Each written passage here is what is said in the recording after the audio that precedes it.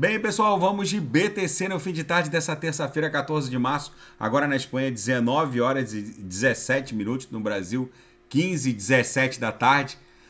Eu tô no gráfico de 4 horas ancorado pela banda de VWAP semanal. Vocês vejam que a BTC agora meio que iniciou a investigação da faixa de justiça do preço em direção a 30 mil dólares. Não há nenhuma referência recente, né, que possa ancorar essa subida da BTC em direção a 30 mil. Aqui no semanal a gente vai encontrar o vácuo absoluto em direção a 30 mil dólares. Agora eu vou pular para o gráfico mensal, que é lá que a gente vai conseguir encontrar uma referência. Porque a BTC, na verdade, está voltando para os patamares pré-inverno cripto, vamos colocar assim. A gente chegou a fazer a máxima em 26.386. A gente está muito perto de dar um toquezinho lá na mediana do canal de Keltner. Vai dar aquela agulhada, bater em 30 mil e acumular aqui no patamar da mediana do canal de Keltner no mensal. Agora eu vou pular para o gráfico da VWAP anual. Aqui agora eu estou no semanal, ou seja, cada candle desse aqui é uma semana, ancorado na VWAP semanal e na nossa grade curvilínea de expansão logarítmica exponencial que voltou para o game. A gente chegou a beijar aqui, ó, chegamos a ficar poucos minutos acima da última lower.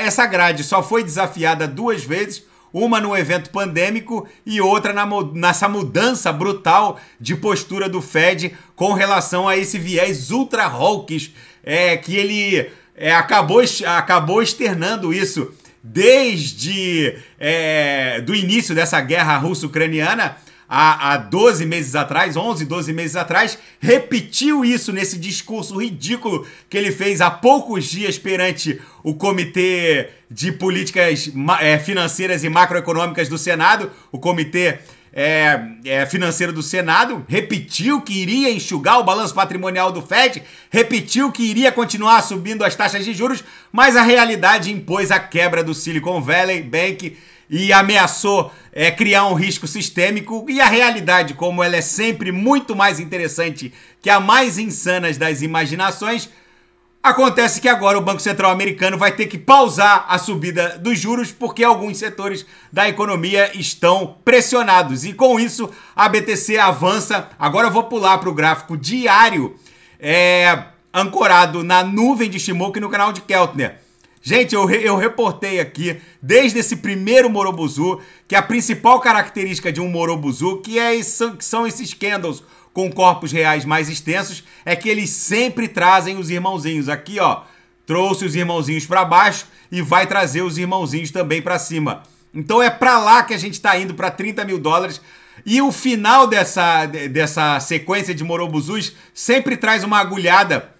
E é essa agulhada que vai levar a BTC para 30 mil. Depois a gente vai acumular aqui no patamar da mediana do canal de Keltner no mensal. Então ficou bonito o gráfico. Vocês vejam que agora eu estou nos 5 minutos no intraday. Esgarçamos aqui a última upper e agora a BTC está acumulando em direção à VWAP. Ela vai bater aqui exatamente em 25.100 e depois ficar acumulando para formar um novo degrau. Hoje, todos os sinais na sala de sinais e no copy trade fecharam no lucro absoluto, com o gain para os assinantes, ou seja, foi lucro no bolso dos assinantes. Na seara fática, Bitcoin explode acima de 26 mil dólares e liquida 120 milhões de dólares em posições shortadas em menos de 1 hora.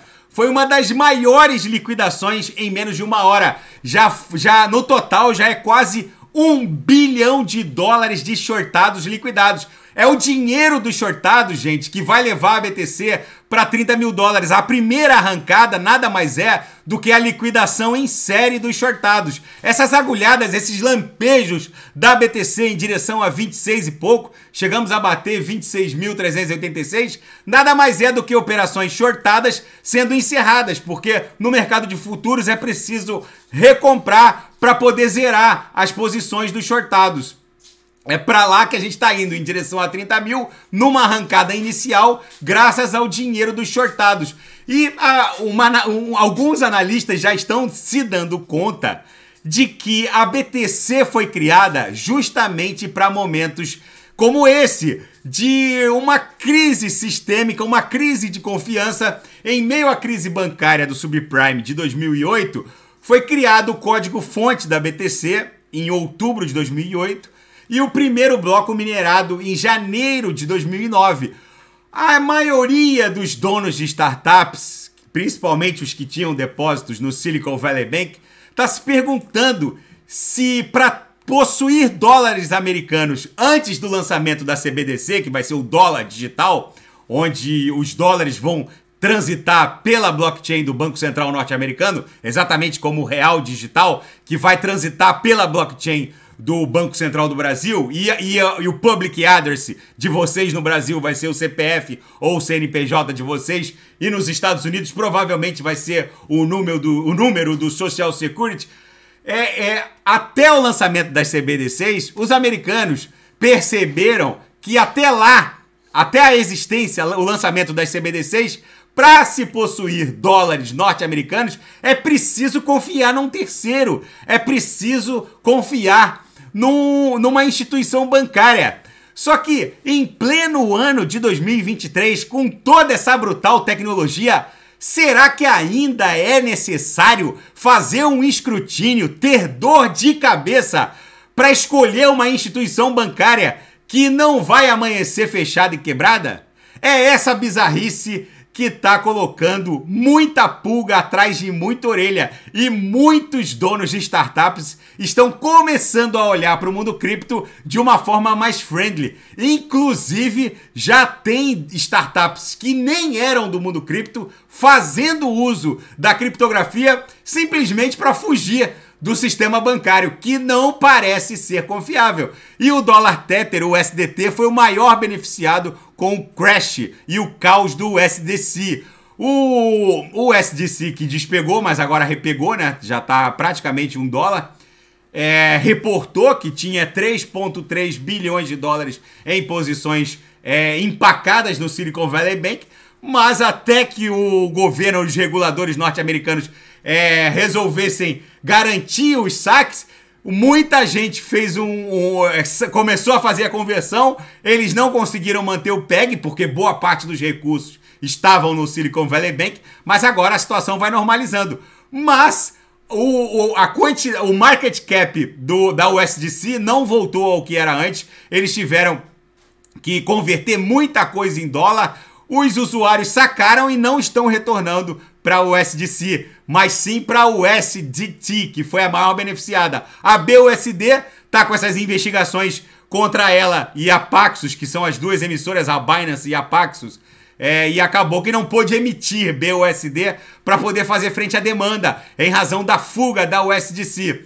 Ou seja, gente, agora na seara geopolítica, o nervosismo do setor bancário vai significar mais dor para o Fed na sua batalha contra a inflação. É muito provável que até que o Federal Reserve conheça exatamente a extensão dos setores da economia norte-americana, principalmente, que estão pressionados pela alta brutal dos juros, até lá eles vão provavelmente manter a taxa básica nesse patamar até que eles entendam quais os setores que estão pressionados ou rodando até no vermelho.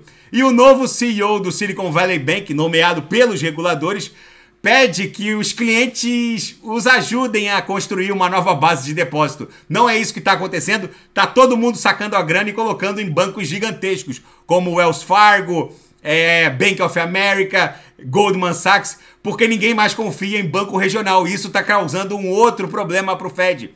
A quantidade de saques que estão rolando em bancos regionais vai obrigar o Fed a mais uma rodadinha de impressão para botar dinheiro no caixa desses bancos. E agora, na seara geopolítica, um caça russo, há poucos minutos atrás, colidiu com um drone norte-americano no Mar Negro. Pode ter sido um acidente, pode ter sido algo não acidental. Isso aqui está aumentando a temperatura do conflito russo-ucraniano. Nesse cenário Mad Max, por assim dizer, a BTC segue acumulando. Agora a gente vai dar um beijinho básico aqui na VWAP, que é normal, continuar acumulando para formar o próximo degrau em direção a 30 mil dólares. Tá bom, pessoal? Se nada fugir do script, eu volto amanhã para analisar a própria BTC. Fiquem com Deus e quem quiser sugerir alguma análise, É só colocar nas mensagens abaixo. Grande abraço, fiquem com Deus, até amanhã.